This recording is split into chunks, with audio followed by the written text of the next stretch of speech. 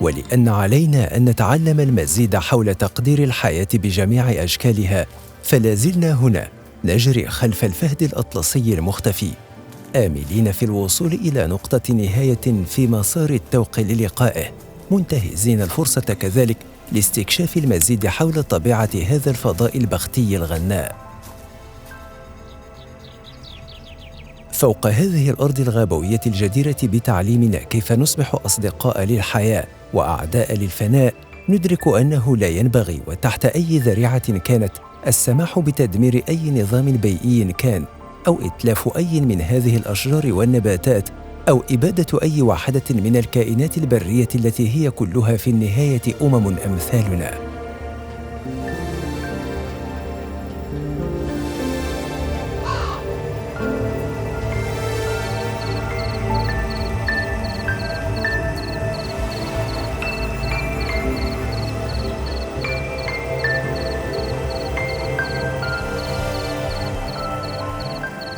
البخت عينة من الأرض المغربية الأكثر حظاً من بين بلدان البحر الأبيض المتوسط الغربي والشمال الإفريقي. أرض للالتقاء القاري والتلاقي الإحيائي واللقاء الحضاري. ملتقى الكائنات الحية والسلاسل الجبلية والمناخات المتوسطية والأطلسية والأوروبية والإفريقية والصحراوية.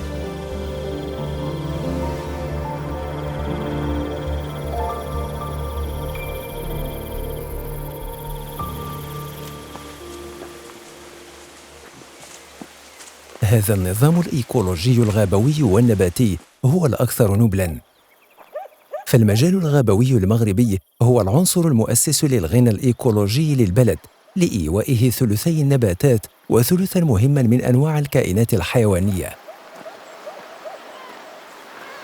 مختلف أشكال هذه الغابات تمثل وتعبر عن التنوع المناخي الذي تنشأ في ظله. وبفضل كثافة أشجارها وهذه الحواجز من هذه الجبال تتكون دورات المياه الكبرى التي تضمن مصادر الحياة الأهم من بين أخريات. إنها المياه محراب الحياة وأصل ما خلق وما فلق ونمى.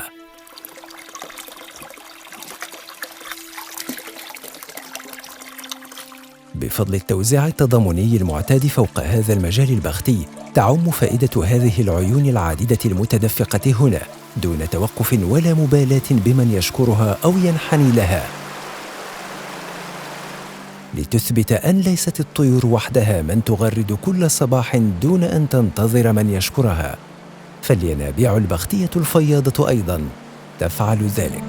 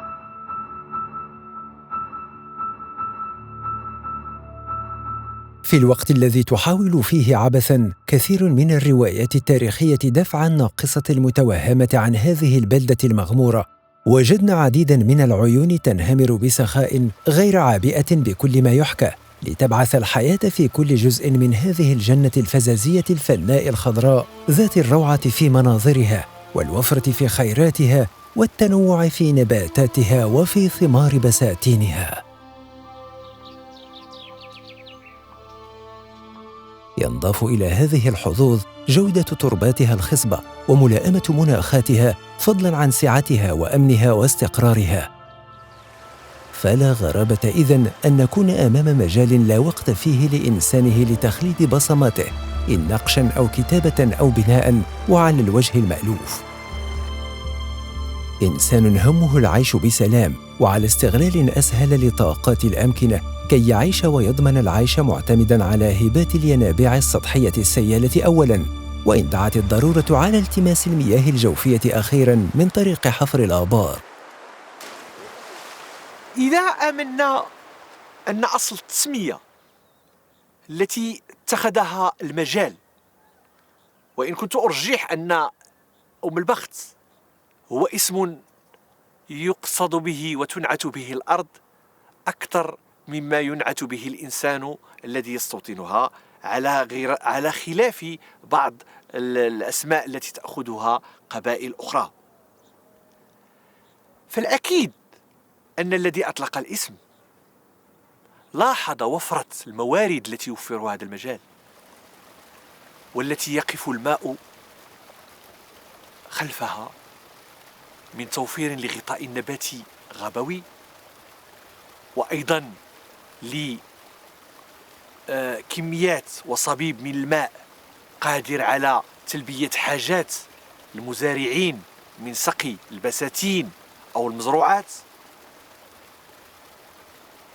إلا أن ولوج مبحث الماء في المنطقة يمكن أن يكون أو أن نظفر فيه باستنتاجات مهمة عندما نلجه من مقاربة طوبونيمية. الأسماء التي أطلقها الإنسان على هذه الموارد والتي تثبت ارتباطاً نفعياً بالماء، يكفي أن أستحضر تفسحل هذه الساقية التي تتفرع من تامدة، والتي تسقي معظم بساتين الرمان والزيتون بسافلة زاوية الشيخ. الاسم مركب من شق جذره عربي الساحل، وشق أول جذر أمازيغي توف بمعنى الأفضل. ذهنية الإنسان هنا في مقاربة العلاقة بالماء تستحضر أن الماء السطحي وهو الذي يغلب على المجال. فظاهرة حفر الآبار مثلا هي ظاهرة مستجدة تزامنت مع الحاجة إلى كميات كبيرة من الماء، أو إقامات ضيعات في المجال الهضبي أزغار خلف أم الربيع. نعود إلى تفسحل. هذا الإنسان أطلق هذا الاسم وهو يؤكد أن المياه التي تعبرها الساقية هي أفضل من المياه التي قد تجود بها السماء، تلك القادمة من الساحل.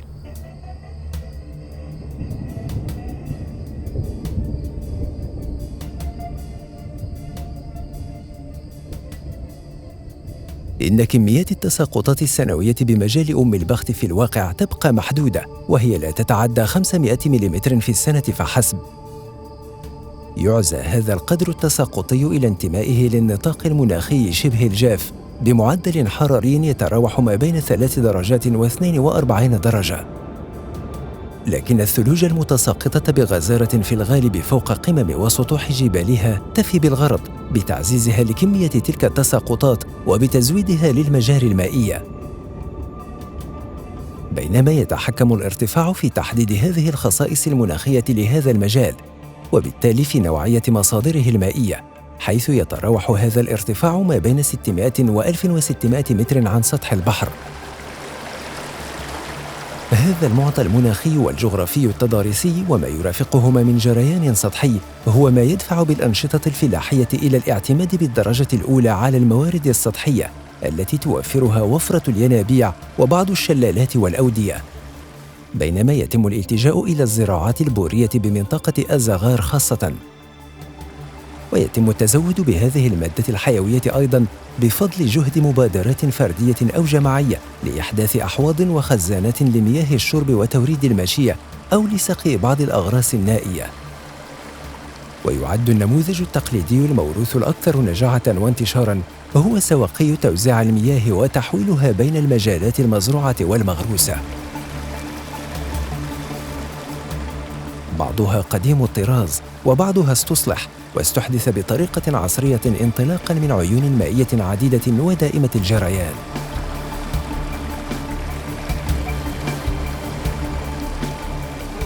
إلى موقع إحدى هذه العيون وسواقي التوزيع صاحبنا مرافقنا السيد رشيد بوصبري من مجموعة الاستغوار والاستكشاف والرحلات الجبلية بزاوية الشيخ للوقوف على بعض التفاصيل المرتبطة بمنبع جريانها وبتوزيع ما يجود به هذا الجريان.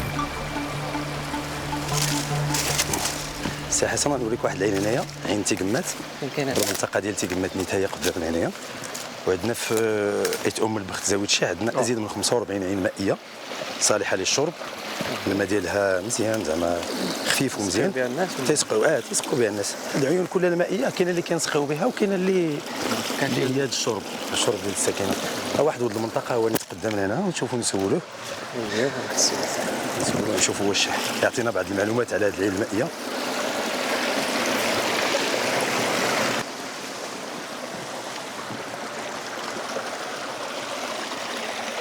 السلام عليكم. السلام عليكم.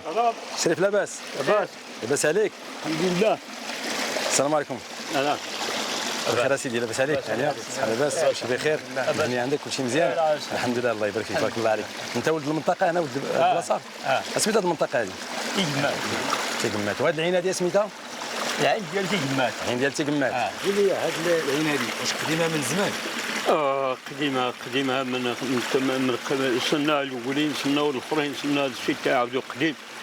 وفي الاول فاش كانت في الاول هذيك الشيء كتعقل انت كان الماء كثير من هكا ولا بدات تنقص؟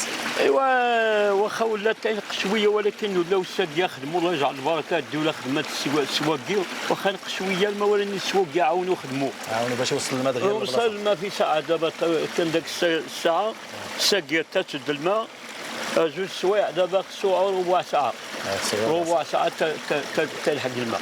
شحال هذه ما كانتش الساقيه ما خداماش؟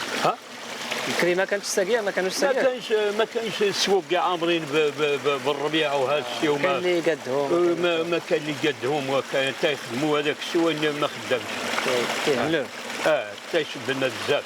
كيفاش كيستافدوا الناس في هذا الماء؟ كيفاش كيفرقوا بيناتهم؟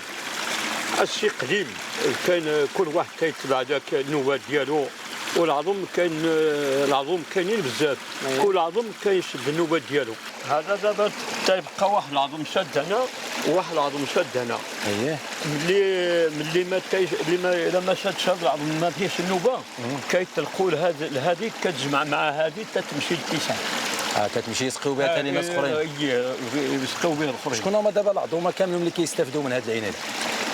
كاينين يدير كاينين عثمان كاين اللي واحد يدو كاينين زغواضن كلهم كيستافدوا من هذا.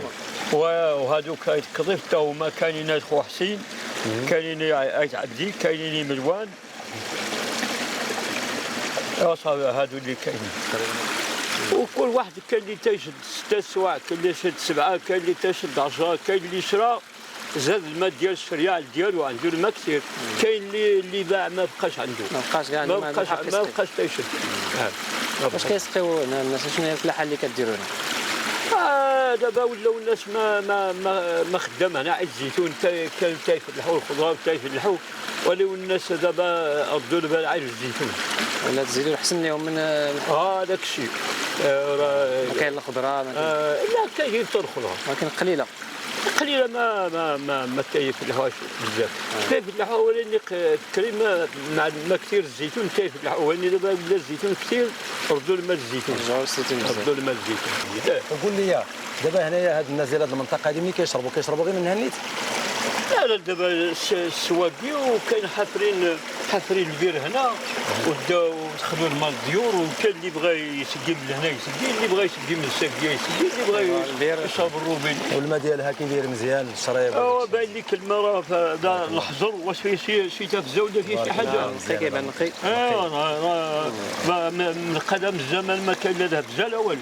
ولا ما مزيان، واش شي راه الحجر طيبان، واش فيه ما فيه لا لا والو. توفر هذه السواقي الممتدة عبر الزمان والمكان فوق هذا المجال العريق مياه سقي الأراضي المزروعة، وهي تمتد انطلاقاً من المرتفعات وسفوح الجبال حتى المنخفضات المشرفة على ضفاف نهر أم الربيع.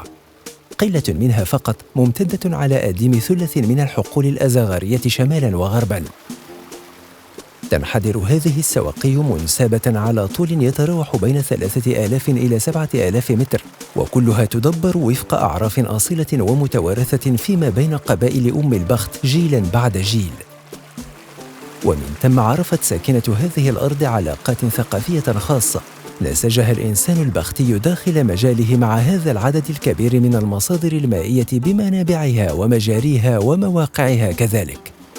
فكانت أيضاً سبباً في تكون خزان لذاكرة شعبية غنية بالأسماء والطقوس والعادات والأعراف والعلاقات مع الجوار.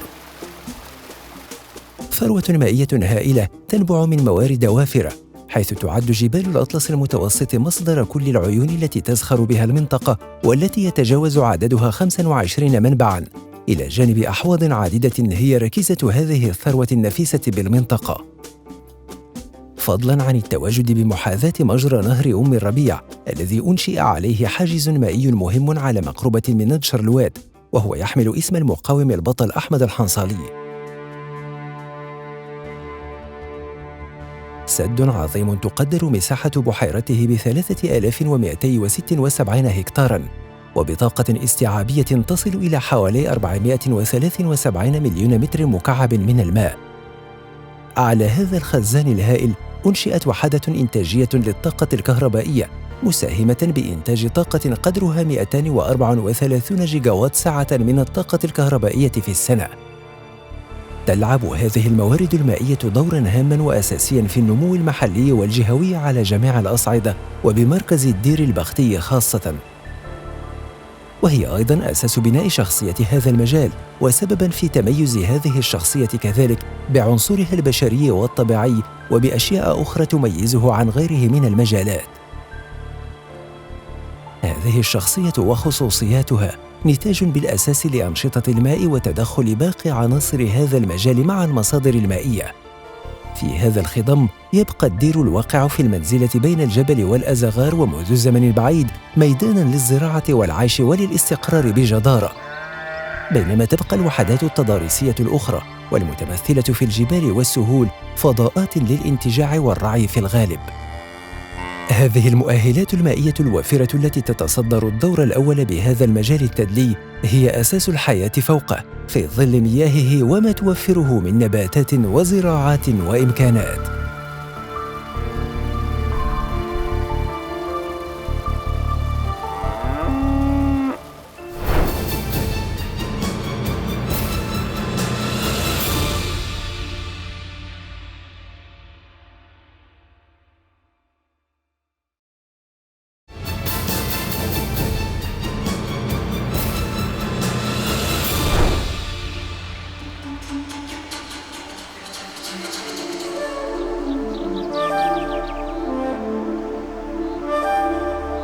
ونواصل جولتنا الاستطلاعية في كنف هذا الكوكب البختي مع كل ما يليق به من فضول وشغف وعشق عميق. تحت إمرة محرك بحثنا السيد رشيد ورفاقه نتابع محاولة كشف الغطاء عن بعض مكامن القوة والضعف بهذا الفضاء الرحيب. وهذه المرة توجهنا صوب شلال سيال يدعى بوغنداز بمنطقة تشكت المطلة على زاوية الشيخ. سي الحسين، هنا كيكون داك المنبع ديال بوغنداز، ديال الشله ديال بوغنداز. هذا الماء اللي جا منه؟ الماء جا منه، هو منيت باش كنشربوا في زاويه الشيخ. هذا المنبع هذا كيتواجد في زاويه الشيخ. هذه الساقيه اللي غادي الشله ديال بوغنداز، زيتون وسميتو على حسب القبائل اللي كاينه. وهذا الشلال هذا راه شلال سياحي بامتياز، كيجيو الناس من كل بلاصه تيجيو ملي ملال متهادله ما سميتو اجي تشوف كنشربوا نيت في هو هذا هو الماء اللي كنشربوا النيت. دابا غادي نوريك البلاصه فين تيخوي الماء. اجي تشوف سي حسين هنا فين تيكب داك الماء داك الشلال واحد المنظر عجيب لتحت. ما غادي نشوفوا فين هاد التويده اللي هاكا ديك التعويده باش كيهبط لنا الماء كينزل كيما الشلال كينزل الماء وتيهبط واحد الشلال واحد عجيب تينزل تيمشي مع الواد.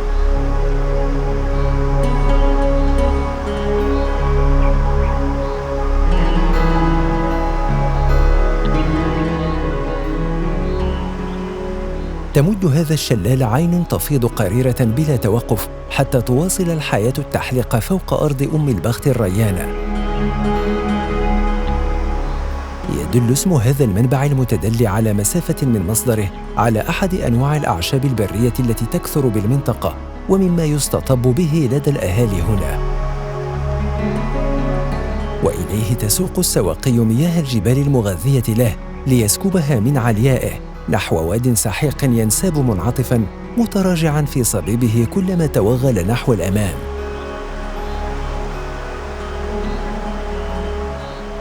وفي منظر بديع تنهمر مياهه وتتعدد السيول المنحدرة منها بقوة مع كل فصل شتاء أو فصل ربيع، ويقل ماؤه كلما ابتعد فصل الشتاء وخلال فترات الجدب وتأخر المطر، فيتدلى متفرقاً إلى أكثر من سيل مع تحول في منسوب مياهه حسب الفترات والمواسم. فأطلق عليه بعض الأهالي ولهذا السبب في التحول اسم أحلال أو الكذاب في لسان العرب، إشارة إلى عدم ثباته على حال واحد وإلى ما يجمعه بالكذاب من صفة التغير وعدم الثبات وإخلاف الوعد. كما عزى البعض الآخر أصل تسميته ببيغونداز التي تعني أيضاً ذي الرؤوس بسبب منظر تدفق سيوله التي تتعدد متباعدة كالرؤوس حسب الفصول.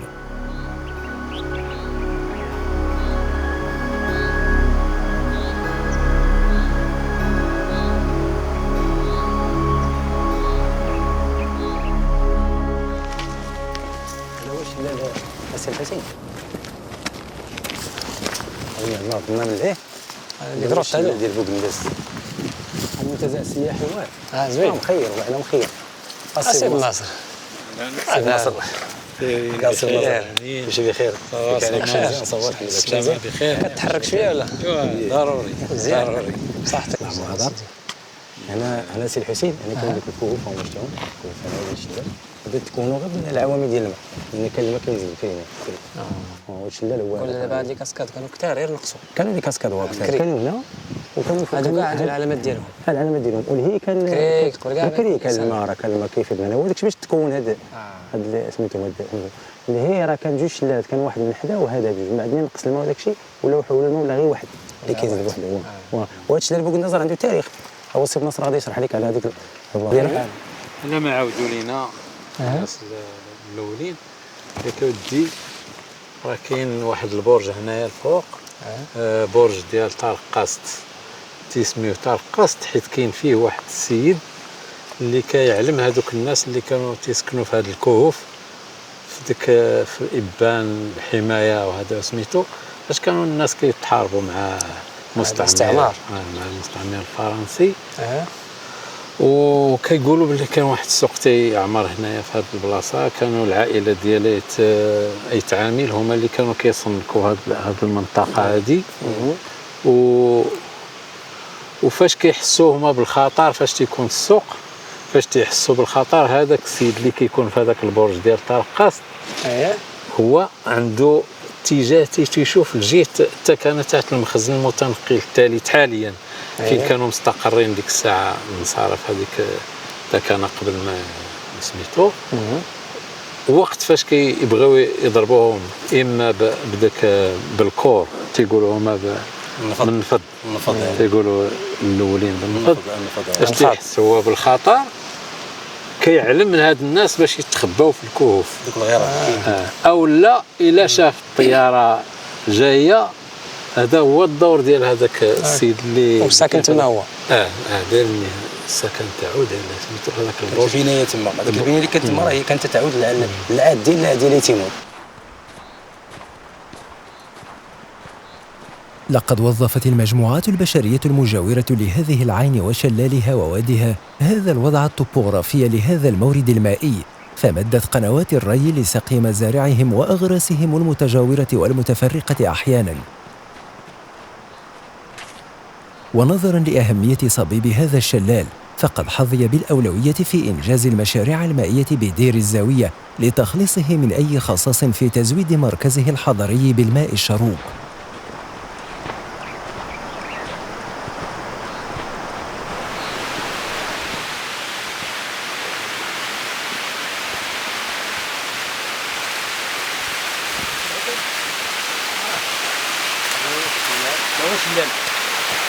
شلال بوغنداش عظيم. رائع شلال رائع.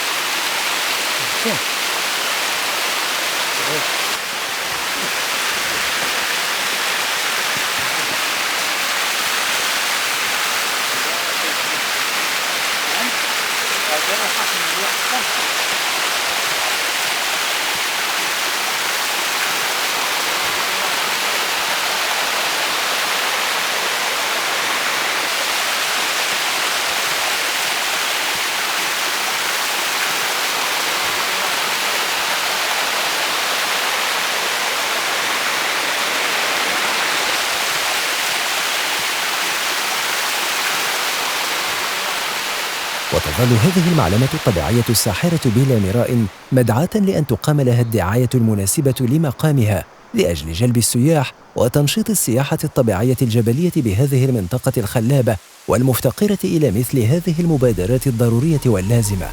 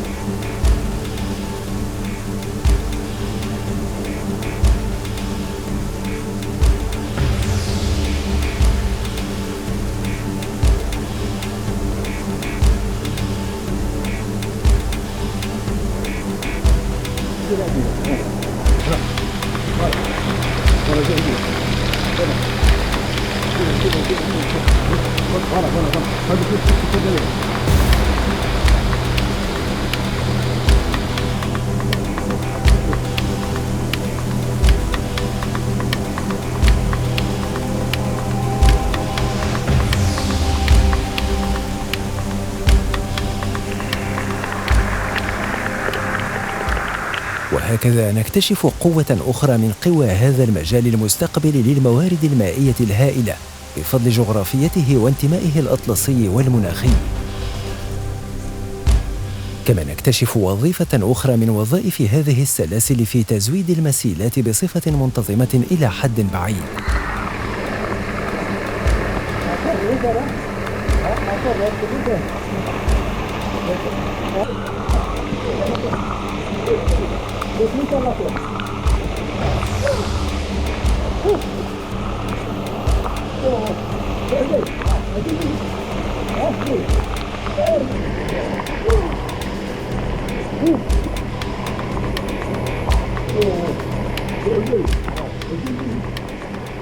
ونودع هذه الصفحة الممتعة من كتاب الطبيعة البختية المنظور المسموع على أنغام خرير مخروطات صبيبه المتدلية. وإلى قسم آخر من هبات هذه العيون والينابيع.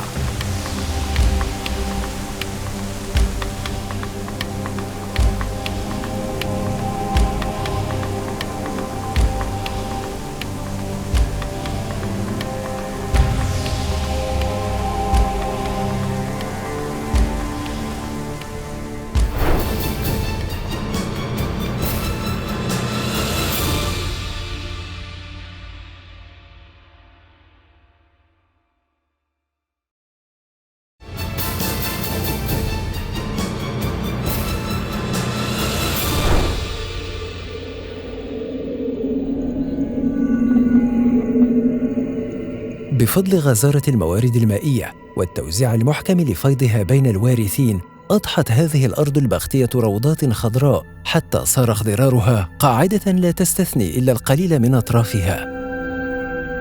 قسمت المياه بين الملاك من كل القبائل الأصلية وفق معايير مضبوطة وحاكمة لأي تقسيم أو توزيع، فضمنت بذلك تخليص أراضي القطاع المسقي من الجدب، ومكنته مما يحتاجه من حصص الماء، كما أمنت الحقول مما قد يعرقل استغلالها من قبيل النزاعات والصراعات المحلية أو المجالية الجهوية، من بعد فترات تاريخية شهدت صراعات طاحنة حول هذه المصادر المائية. كان الماء عنصراً في نشوب نزاعات مهمة تذكرها الروايات الشفوية خاصة بين القبائل، إذ تشعر كل قبيلة برغم القسمة التي استطاعوا الوصول إليها، والأكيد أنها كانت قسمة بعد مخاض عسير سواء للمجال أو لموارده المائية، لكن القيمة للماء ستكون لاحقة بعد الفطنة إلى الاستقرار الذي ستأتي بعده عملية الغراسة وعملية الاهتمام بغرس أشجار الزيتون، بعد أن كان الأمازيغي يأنف أن ينحني للأرض للعمل فيها ويكتفي بما تجود عليه قطعان ماشيته التي يتباهى بأعدادها، ولا تهمه وفرة الأراضي التي يملكها.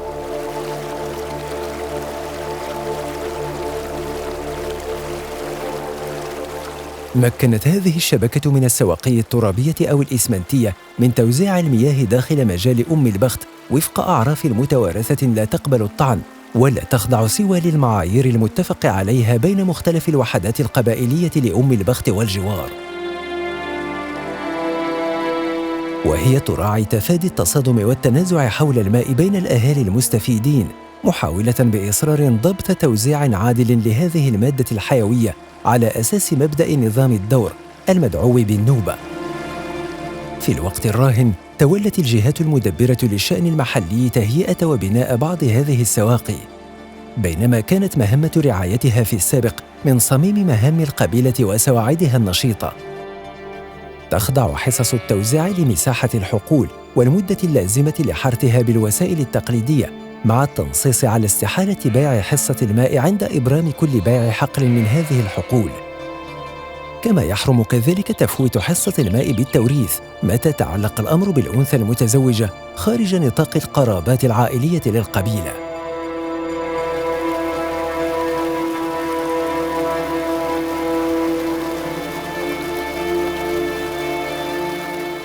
بفضل كل هذه العوامل أدت هذه المصادر الدائمة الجريان إلى تمكن البختيين من إحداث مساحات خضراء ممتازة وبساتين مزروعة بأصناف من الأغراس المثمرة، يعتبر شجر الزيتون أهمها وأكثرها انتشاراً.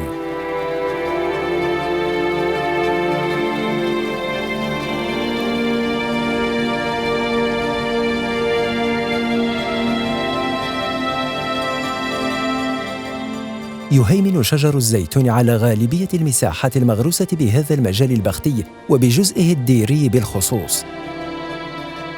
أغلب هذه الأشجار مسقية وتشغل ما يقرب من 75% من الأراضي الفلاحية.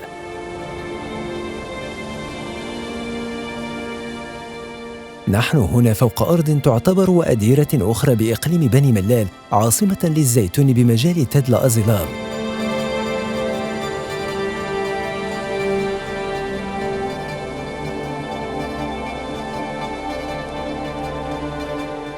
لقد عرفت زاوية الشيخ على المستوى الجهوي والوطني بهذه الغلة المعروفة بقيمتها الاقتصادية العالية بحوض البحر الأبيض المتوسط وبخاصة شمال إفريقيا.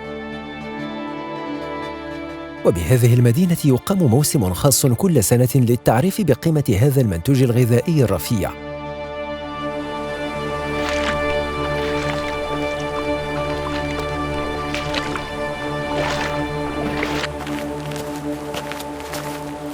حقاً لقد جذبتنا هذه المجاري المائية وضفاف الأنهار والعيون وجعلتنا نستطيب المقام فوق هذا الرياض البختي الشاسع. ووجدنا أنفسنا بين جنبات روضة من رياضه خضرها الماء والنبات والبلاء الحسن.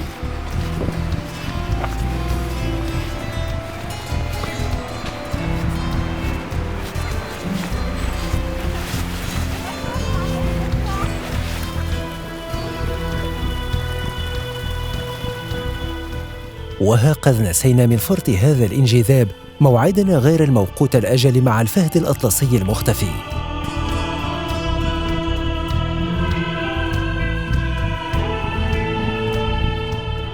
ومضى الوقت مسرعاً دون أن نشعر به حتى دنت الشمس من المغيب، وكدنا ننسى موعدنا مع السيد محمد رحو الذي دلنا عليه السيد رشيد لاستفساره عن هجوم الفهد على أحد أقربائه.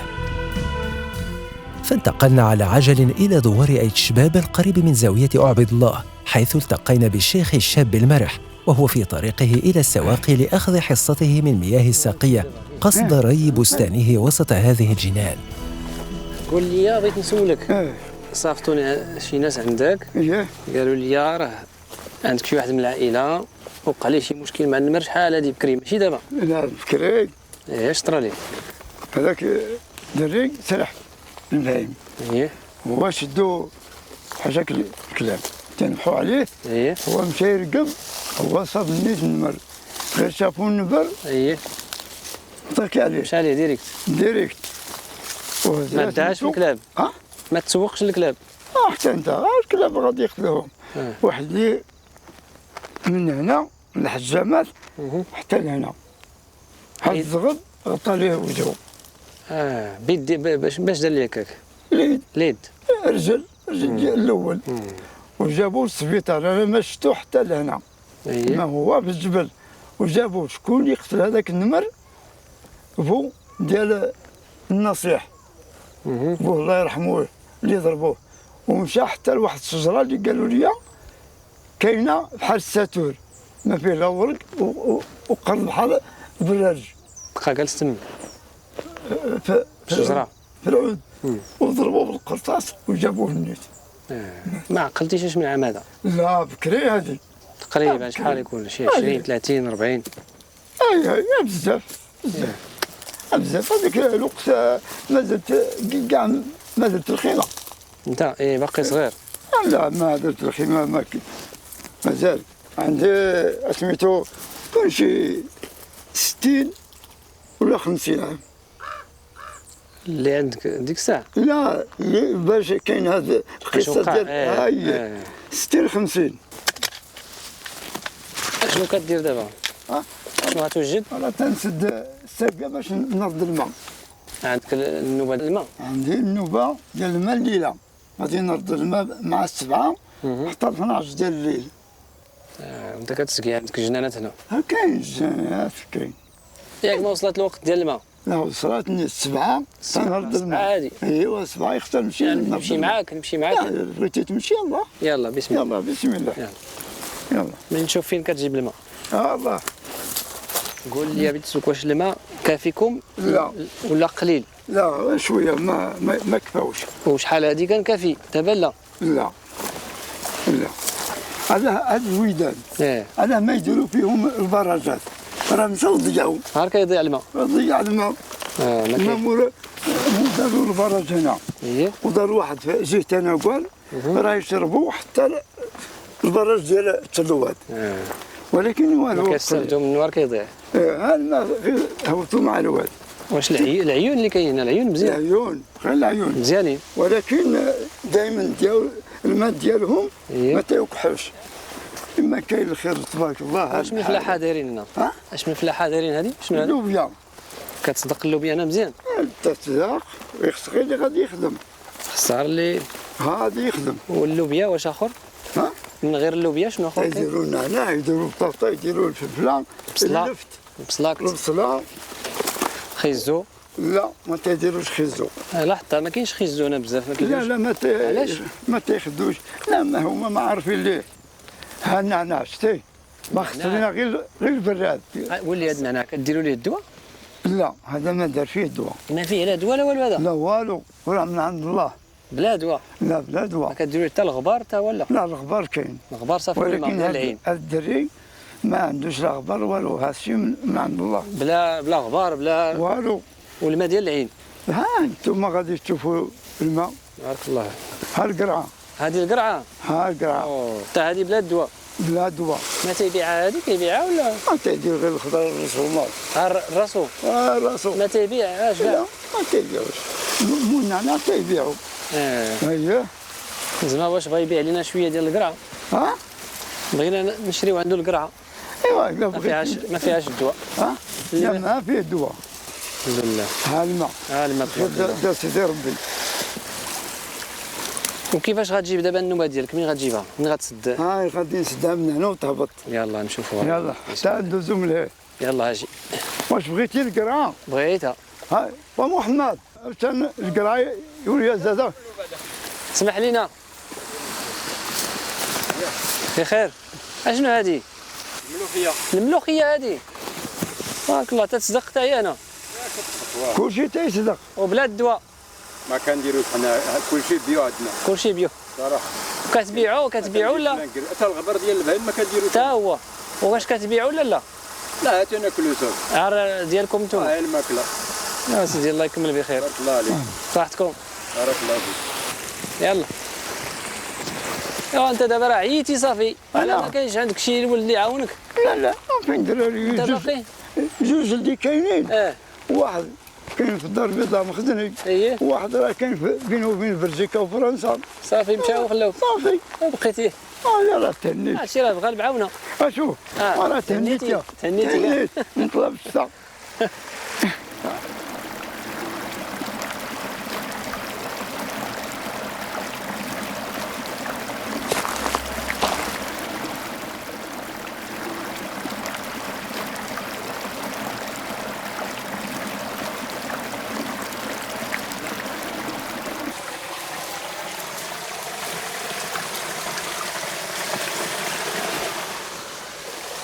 الساقية. هذه الساقية. شكون 7 ونص؟ هذا فوق صافي عاد تروح. خلينا فوق النسور. صافي. الله يرحمنا. صافي الله يرحمنا. بسم الله.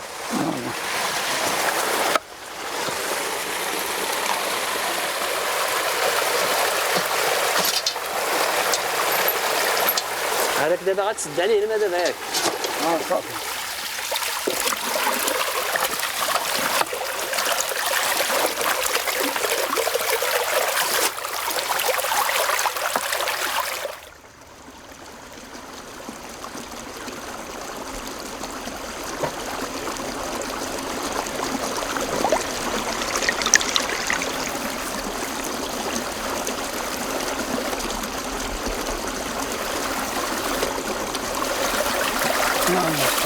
شحال الوقت دابا؟ شحال الوقت غادي يمشي عندك الماء دابا؟ حتى ل 12. غادي نشدوهم حتى ل 12 الليل. 6 السوايع. هذا البركه. الحمد لله. والماء دابا راه كاين هي الخدمه الساقيه خدمات. ولكن الساقيه ما عندناش طريق. طريق. طريق. ما تفهموش.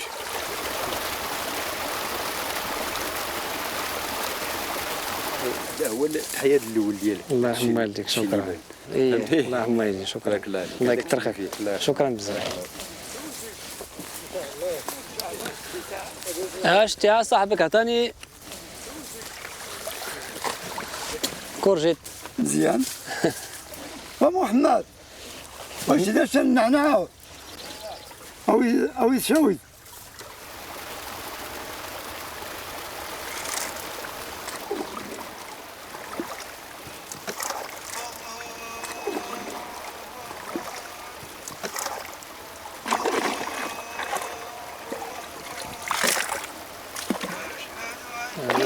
المغرب نيت كيودي. عاود ليا كيفاش كنتو كتفرقوا الماء بكري؟ بكري تجي النوبه ديالك وتعبر القدوم ديالك. شنو هما القدوم؟ الرجل. كيفاش ما فهمتش وريني كيفاش. ها واحد. ايوا. ها جوج. ها ثلاثه. إلا حك 7 ولا 10 راه النوبه ديالك. ما فهمتش مزيان واش هذا القدوم كديرهم في وسط الماء ولا فين كديرهم؟ لا في الظل ديالك. في الظل. في الظل تمشي للشمس عبر هذاك الشيء اللي كاين في الظل ديالك. جاب 10 القدوم. وانت اللي كتعبر الظل ديالك. اييه. الظل ديالك غتمشى الا كتمشى انت. لا. تتبقى في بلاصه وعلمتي دابا من هنا وقفت هنا. كيتراسي شي واحد. انت راسك كاين المدير ولا شي عصا الحد ديالها ديال الخيال تدير هكا وتعبر حتى لعندها. اي وقت في النهار ولا لقاش باقات الظل راه كيطوال كيقصر؟ ثلاثه الاوقات اللي عندنا. صافي. عندك النهار اللي تنعبروا مع الظهر. اييه. تنعبروا القدوم تنقولوا هذا القدم.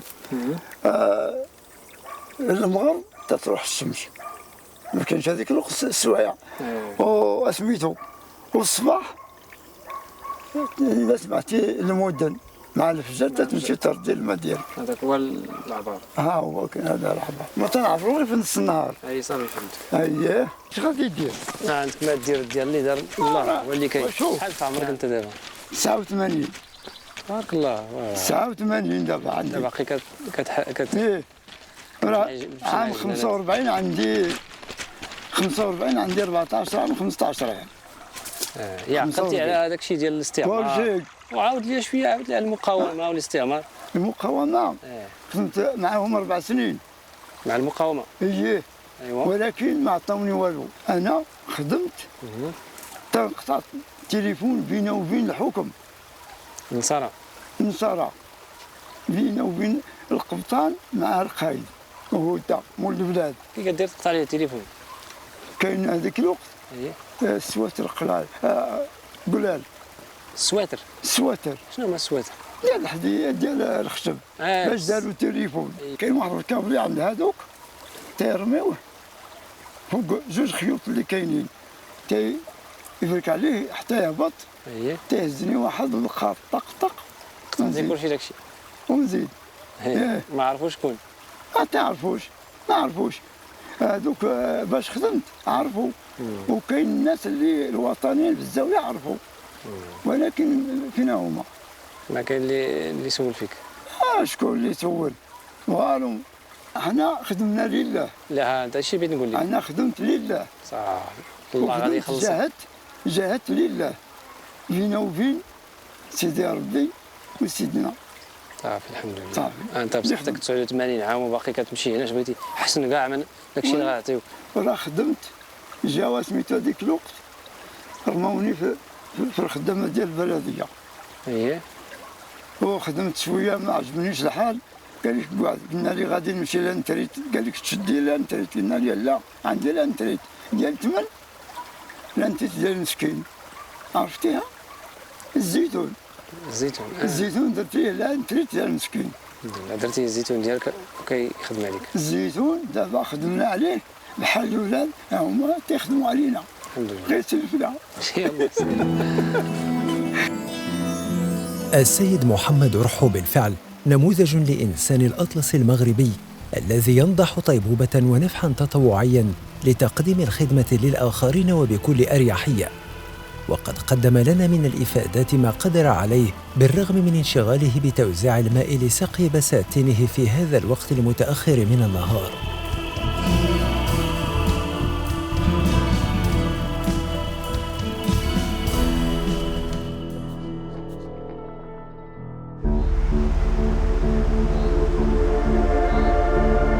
لقد أدت هذه المصادر وينابيعها دورها بجدارة، فخلقت مجالاً يتمتع بغناه الطبيعي، وهي لا تكف عن أداء سيمفونيات عذبة من تأليف جوق من الأصوات وأخرة المياه، ووهبت الحياة والجمال لهذا المجال البختي. مجال يعزف مثل مجاريه ألحاناً عذبة سلسة تدعو إلى الهدوء والاسترخاء، وتدفع إلى تمجيد الفرح والتفاؤل بالحياة مهما كانت صارمة قاسية.